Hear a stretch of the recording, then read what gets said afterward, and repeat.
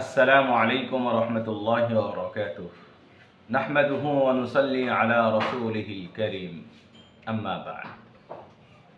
আলহামদুলিল্লাহ, আমরা ধারাবাহিক বিবাহ সম্পর্কিত মাসলা মাসাইল আলোচনা করে আসতেছি।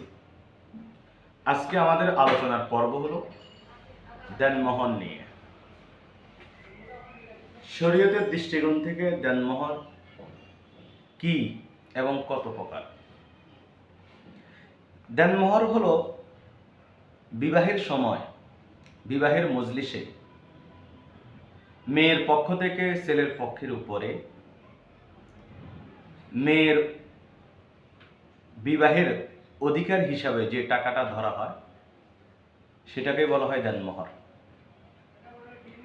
শরীয়তের দৃষ্টিকোণ থেকে মোহর হলো তিন প্রকার। একটা হলো মোহরে মুসাম্মা, দ্বিতীয়টা হলো মোহরে মিছিল, তৃতীয়টা হলো মোহরে ফাতিমি। মোহরে মুসাম্মা কাকে বলে? মোহরে মুসাম্মা বলা হয় বিবাহের সময় স্বামী স্ত্রী বা অভিভাবকদের মধ্যে যে নির্দিষ্ট পরিমাণ দেনমোহর নির্ধারণ করা হয় তাকে মোহরে মুসাম্মা বলে। উদাহরণস্বরূপ 1,00,000 টাকা বা 5 ভরি স্বর্ণ, 50,000 টাকা ইত্যাদি ইত্যাদি, এটাকে বলা হয় মোহরে মুসাম্মা। দ্বিতীয় নাম্বার হলো মোহরে মিছিল। মোহরে মিছিল কাকে বলা হয়? মোহরে মিছিল বলা হয়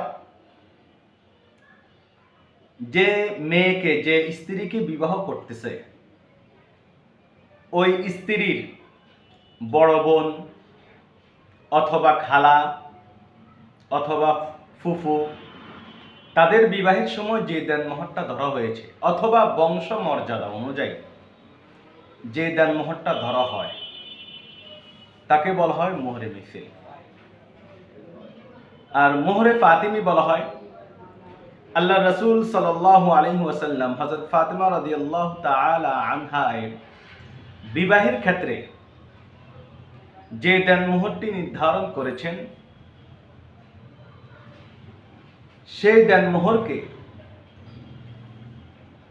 মোহরে ফাতিমি বলা হয়। মোহরে ফাতিমি দেনমোহর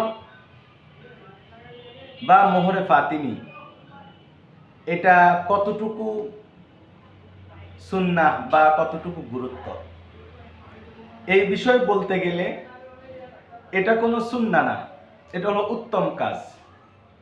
হযরত ফাতেমা রাদিয়াল্লাহু তাআলা আনহা এর বিবাহের সময় আল্লাহ রাসূল সাল্লাল্লাহু আলাইহি ওয়াসাল্লাম হযরত আলী রাদিয়াল্লাহু তাআলা আনহুর উপরে নির্ধারণ করেছেন। এছাড়া দেনমোহরের অধিকার কে হবেন এই বিষয়ে শরীয়ত কি বলে?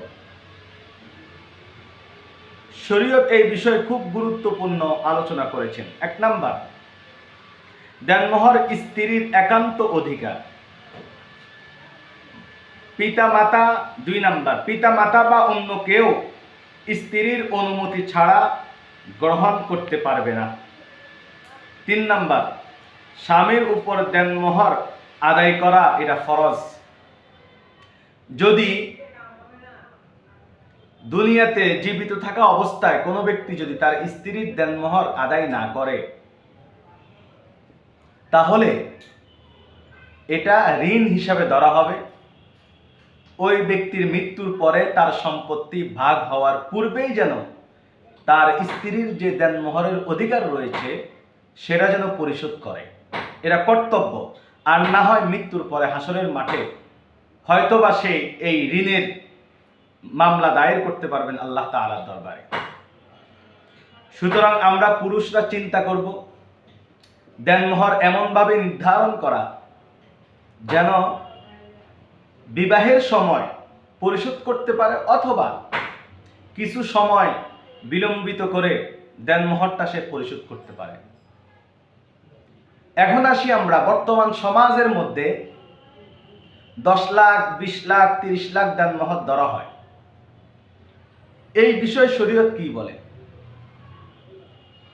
শরীয়ত এই বিষয়কে সাপোর্ট করে না যদি ওই ব্যক্তির সামর্থ্যের বাহিরে কোনো টাকা বা দেনমোহর উল্লেখ করা হয়।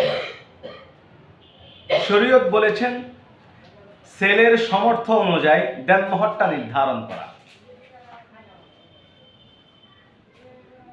আমরা আজকে যতটুকু আলোচনা করেছি, এই আলোচনা যেন আমাদের ফায়দা হয় সেই বিষয়ে আমাদেরকে বিবাহের সময় খেয়াল করতে হবে। দ্বিতীয়ত হলো দেনমোহর কখন আমরা নির্ধারণ করব। আমাদের সমাজে দেনমোহরটা নিয়ে বিভিন্ন সময় বিভিন্ন ফিতনা তৈরি হয়। তো আমি মুসলিম উম্মাহকে বলবো এই ফিতনা যেন তৈরি না হয়, এই ফিতনা যেন সৃষ্টি না হয়, সেই জন্য আমাদেরকে দেনমোহরের বিষয়টা অবশ্যই বিবাহ তারিখ নির্ধারিত হওয়ার আগে বিস্তারিতভাবে আলোচনা করে নেওয়া। কারণ বর্তমান সমাজে এই দেনমোহরের জন্য অসংখ্য অগণিত হাজার হাজার বিবাহ ভেঙে যাচ্ছে। আল্লাহ তাআলা আমাদেরকে এই বিষয়গুলোর উপরে বুঝার আমল করার তৌফিক দান করুন। ওয়া আখিরু দাওয়ানা আলহামদুলিল্লাহি রাব্বিল আলামিন।